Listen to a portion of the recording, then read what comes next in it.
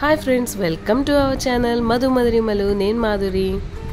మేము విజిట్ చేసిన 5 టెంపుల్స్లో ఇది 4th temple, Dharmapuri Lakshminarasimhaswamy temple. ఇదంతా చూసింది టెంపుల్ ఎంట్రన్స్ బయట అన్నమాట. ఇటువైపు నుండి ఎంట్రన్స్. ఇలా మనం లోపలికి ఎంటర్ అవ్వగానే టెంపుల్లో మనం ఫస్ట్ దర్శనం చేసుకునేది వెంకటేశ్వర స్వామిని.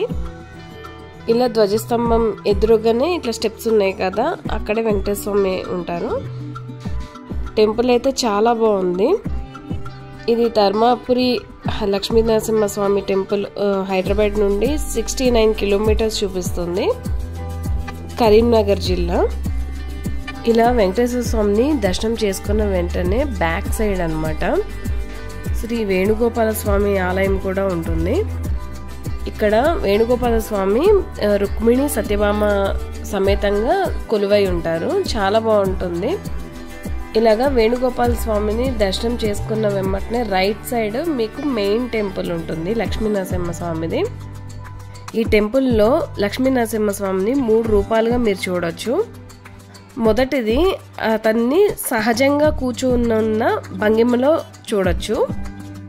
రెండవది హిరణ్యకశిపుని రాక్షసుని నాశనం చేసిన ఉగ్ర రూపం.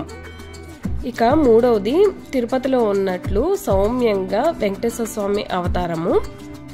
ఎంట్రన్స్లోనే మీకు ఫస్ట్ వెంకటేశ్వర స్వామిని దర్శనం చేసుకుంటామని చెప్పాను కదా, అదే అన్నమాట. ఇంకొకటి ధర్మానికి ప్రభువు అయిన యమ విగ్రహం ఆలయ ప్రవేశ ద్వారం దగ్గర ఉంటుంది.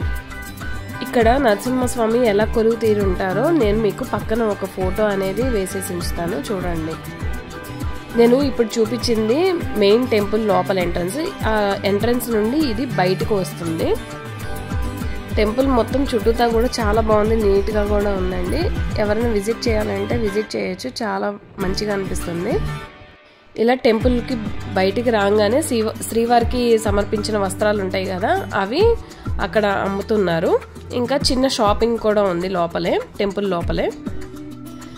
ఇంకా ఇంతేనండి ఈ వీడియో. నెక్స్ట్ ఇంకొక టెంపుల్ ఒకటి విజిట్ చేసింది ఉంది 5 టెంపుల్స్లో, అది కూడా నేను త్వరగానే పోస్ట్ చేస్తాను, చూడండి.